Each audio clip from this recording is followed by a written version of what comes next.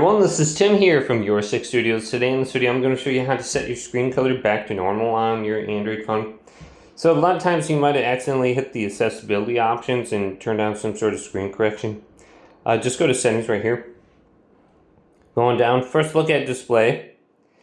Under here there could be some sort of eye comfort shield turn on or night light or something like that. You can just turn that off, and this is going to give it a little more like a reddish tint to the screen.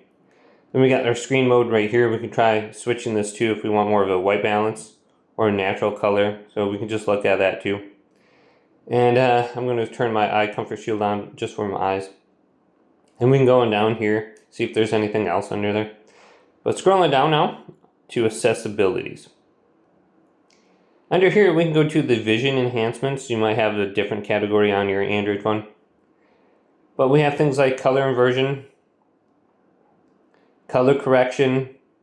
We can just turn all these off. So this is going to be grayscale if we have this turned on. And then we have color filters.